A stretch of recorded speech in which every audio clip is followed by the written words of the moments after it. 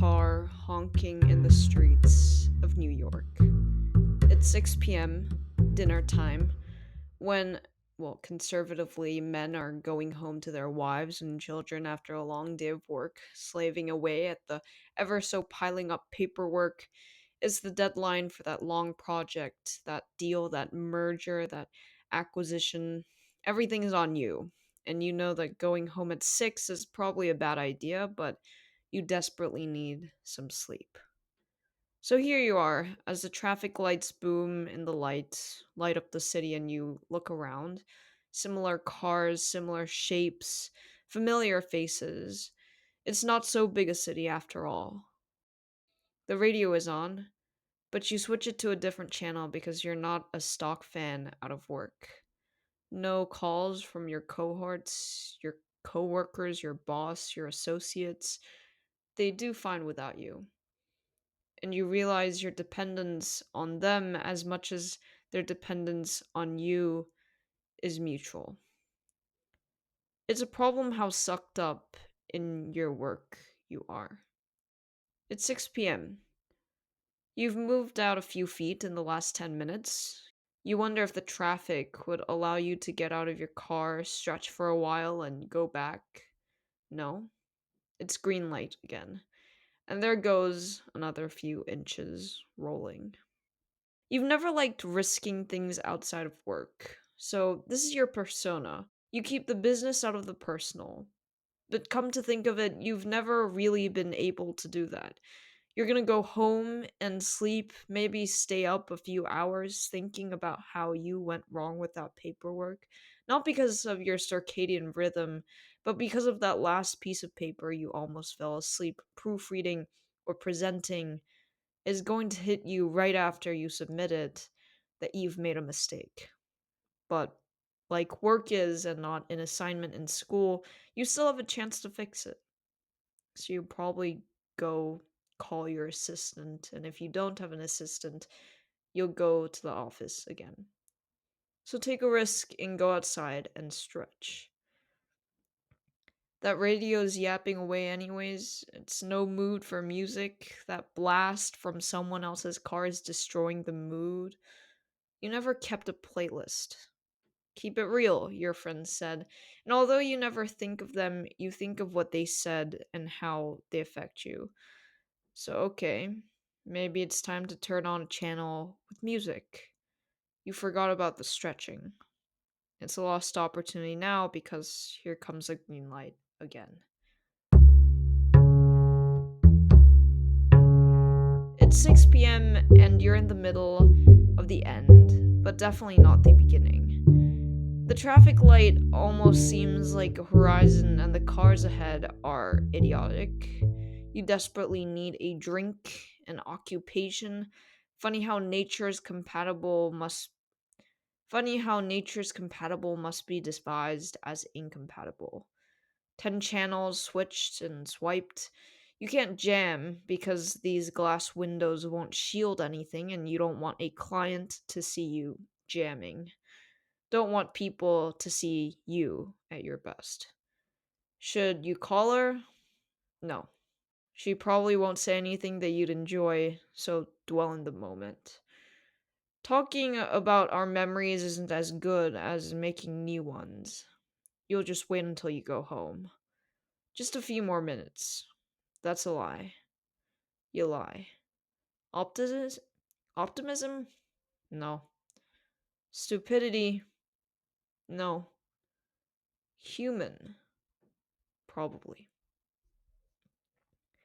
It's 6 p.m., and you start to see why dinner is not in your mouth already. Some stupid car crash holding everyone up more than normal rush hour. Curse those ignorant and unworthy people who somehow earned a driver's license on the road, perhaps endangering your future kids' driving. Takes you right back to your first car crash. You told yourself you were idiotic. Don't need anyone else to remind you. Keep your calm. Walk in their shoes. You can imagine, but you really don't want to. You want to believe that what's yours is the product of your pen and your suit. your carefully constructed words, and your firm grip on your client's hand. True, but still, imagine. Only so many people can do that, and I certainly know I'm not one. What about that stretch? No. You're at the front of the line soon. Hold it, tap a rhythm on the steering wheel, feel the beat from the radio, and bob your head. Try this at a party. Make good use of the footwork. Takes you back to that winter formal. You wish that girl saw you with your wife right now. What is it with us wanting to have things when we can't have them anymore? No, not the things that we were supposed to like even before we hated them to our guts, but the things that we wanted to leave behind and run away from. Why do you long for that after you can't have it anymore? It's still the same atrocious thing. When does that first step, when that first step does indeed cross the finish line, I'm not sure why you aren't so happy. What about those bittersweet remnants? What are those eyes that don't even feel like crying but still feel dry and heavy? You really want to convince people that you don't want to cry, but convincing them makes you want to cry even harder. I guess we'll never know. Your parents taught you well enough not to try to chase down human mysteries. You should thank them someday.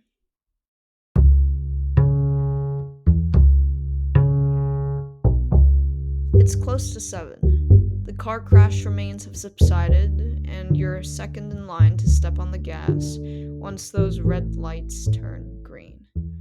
You've memorized the pattern now. Left goes first, then the turns, then the pedestrian crossing, tapping on the wheel harder.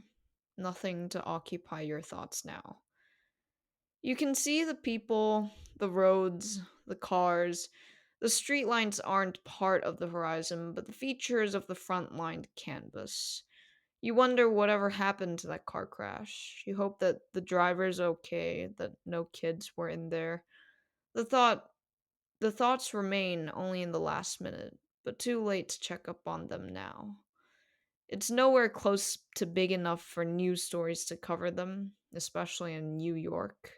Journalists decide Journalists decide the worth of the world's problems and achievements. And who said journalism majors are regrettable? It's close to 7 p.m.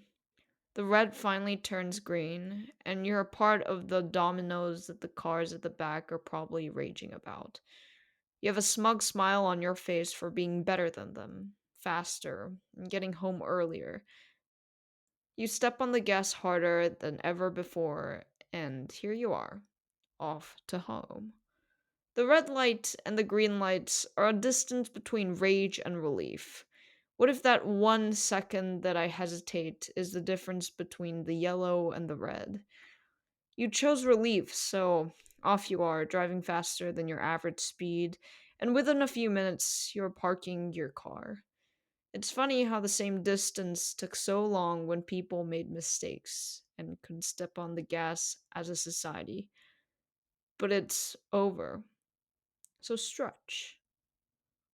Hmm, that doesn't feel like how you'd imagined. But at least more people are waiting in that house. I give the sugarcoating of Rush Hour a 1. Now, for those of you who are daily subscribers of my podcast in general, you'll notice that this is a different style that I've tried out. And it's definitely more storytelling, more rhetoric, less analysis, and less sentiment. There were no quotes, but there are certain things that I would like to mention. Just generally what's going on in life right now. I know a lot of people who have graduated a few months ago. They're happy, but I know that they're also somewhat clueless, so I want to wish the best for those people.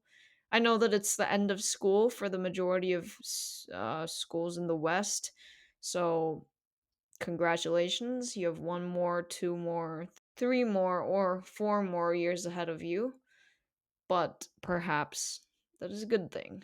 because as we noted, although we hate things once they're gone, we might not so hate them. We might not hate them so much. There is definitely uncertainty and moving forward, and that is exactly what I'm doing as I'm going through that academic phase.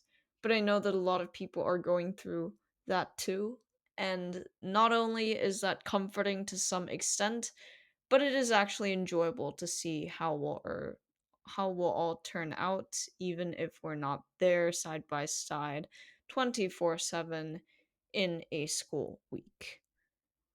And yeah, rush hour was just a symbolism to tell you all of that in a more complex, complicated way that definitely was not called for, but at least some of you might have enjoyed it. And perhaps you are listening to this during rush hour, in which definitely take that stretch. This podcast was written and produced by me, Minnie Kim. If you have any comments or reviews, please feel free to write any and all thoughts on your podcast reviews.